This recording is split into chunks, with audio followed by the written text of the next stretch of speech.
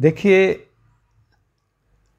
आहार से शरीर बढ़ता है, शरीर पलता है। हम कैसा आहार लेते हैं इस पर यह निर्भर करता है कि हमारे शरीर के विकास का स्तर कैसा होगा। स्वाध्याय से हमारी बुद्धि बढ़ती है। अगर स्वाध्याय नहीं है तो शरीर तो स्वस्थ हो सकता है, लेकिन अपनी बुद्धि को प्रखर करने के लिए हमें अच्छे साहित्य का अध्ययन करना चाहिए, प्रामाणिक साहित्य का अध्ययन करना चाहिए। आध्यात्मिक, सामाजिक रूप से जो हमें उन्नति दिला सके ऐसे साहित्य का अध्ययन करना चाहिए।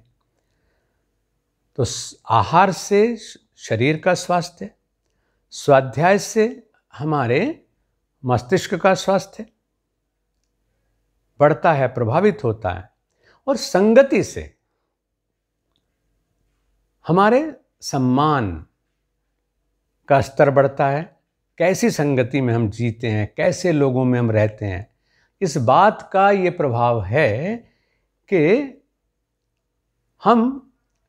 लोग हमें किस नज़र से देखते हैं।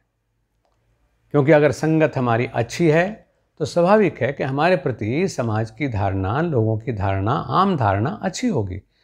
और अगर हमारे बच्चों को संगति अच्छी नहीं मिली है और हम चाहते हैं कि उनको सम्मान की दृष्टि से देखा जाए, तो ये तो ऐसा ही हो जाएगा कि बोया पेड़ बबूल का, फिर आम कहाँ से खाए।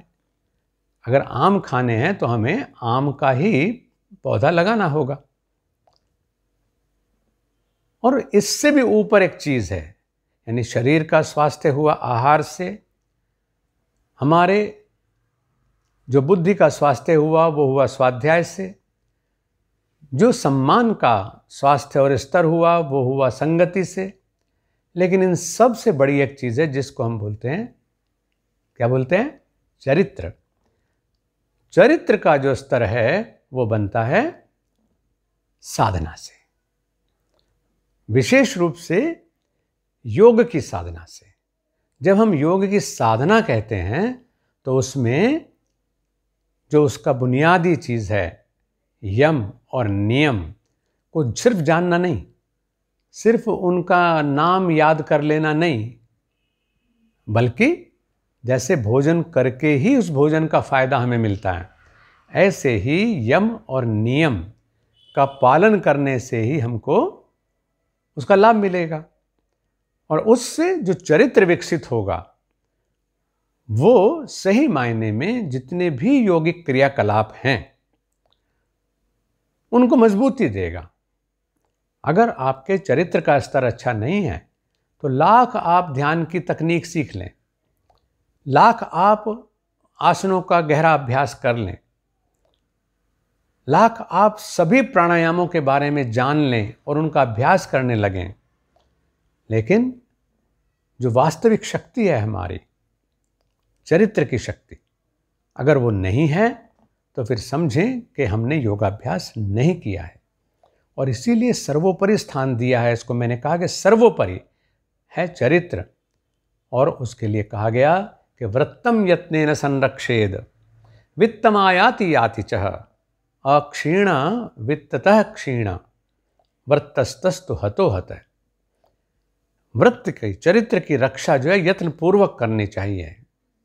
जो हम यम नियम के पालन से, योग के इन सूत्रों के पालन से प्राप्त करते हैं, उसे पा तो लें, लेकिन पाने के बाद रक्षा भी करें। वित्त तो यानी धन तो आता जाता रहता है, कोई खास बात नहीं है। जब हम पैदा हुए थे तो खाली हाथ आए थे दुनिया में, लेकिन अपने पुरुषार्थ से, बुद्धि विवेक से हम दुनिया की सारी दौलत को अर्जित कर लेते हैं। छिन जाए फिर भी अर्जित हो जाएगा। अक्षीण वित्ततः क्षीण। अगर आर्थिक नुकसान आपका हुआ है तो मत समझें कि कोई खास बात हुई, कोई खास नुकसान हुआ, लेकिन हाँ, वृत्तस्तस्तु हतो हत। अगर वृत्त की हानि हुई है, वित्त की हानि की चिंता न करें, लेकिन अगर वृत्त की हानि हुई है तो फिर सब कुछ होते हुए भी हम कंगाल ही हैं। अंग्रेजी में भी तो कहते हैं आप, Nothing is lost if wealth is lost. Something is lost if health is lost. Everything is lost if character is lost. तो इसलिए जो धन है उनमें सबसे बड़ा धन है चरित्र का धन।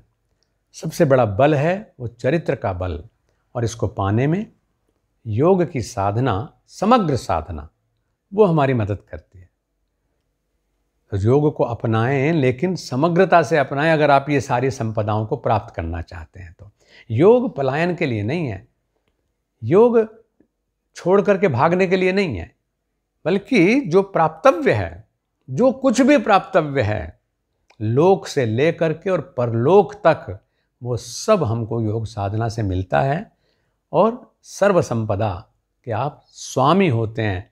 सर्व संपदा आपके पास होते हुए भी आप उसके दास नहीं होते, स्वामी होते हैं। बस चलते रहिए।